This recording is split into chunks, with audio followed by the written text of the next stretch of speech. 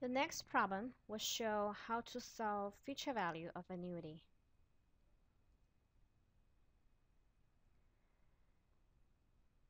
Suppose you begin saving for your retirement by depositing $2,000 per year in an IRA. If the interest rate is 7.5%, how much will you have in 40 years? All right, so this is the equation. Future value would be 2,000, which is a payment here, multiply 1 plus r to the 40th minus 1 and divided by r. And it's calculated as 454,513.04.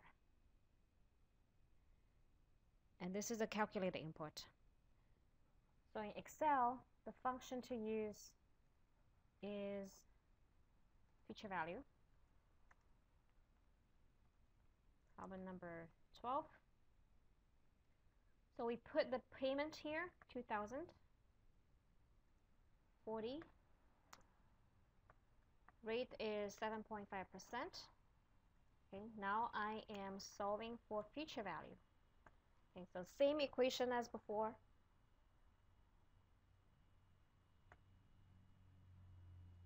Number period and payment. Okay. There is no single lump sum present value in this problem. All of the payments is captured under 2,000 for PMT here. Okay, so this will be enough to solve. All right, so I calculated using Excel for future value. Okay, next problem.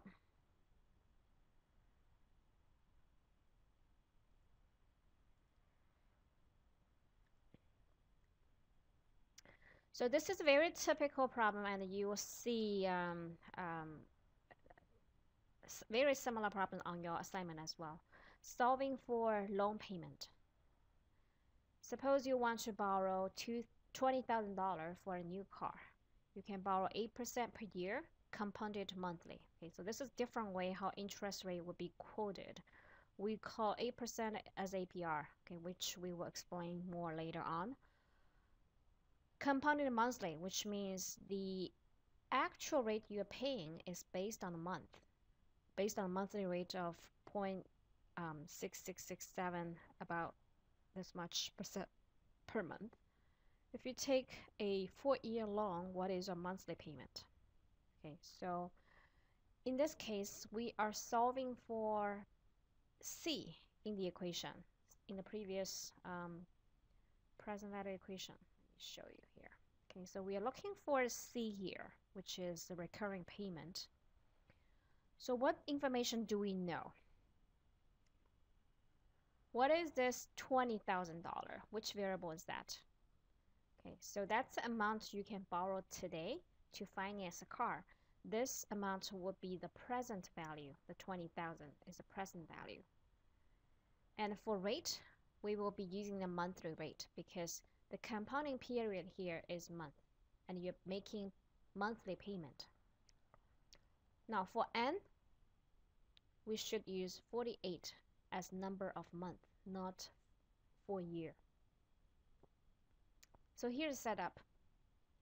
We have PV here, 20,000, equal C or payment, and then the rest is from the present value of annuity equation. Then we solve for PMT.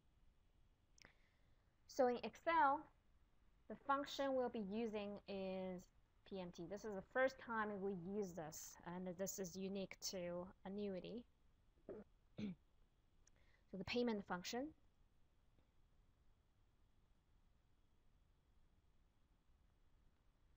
Number 13.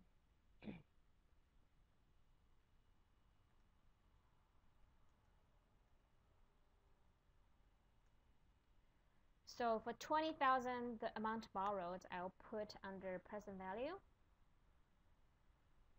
N is 48. That's number of months for the 4-year loan. And for R, if you want to avoid a rounding error, I can just put 0.08 divided by 12 here. Then I solve, I use the PMT function. So rate, number period, present value. Okay, so the rest of the information I don't have to include that. So the payment comes up as 488.26.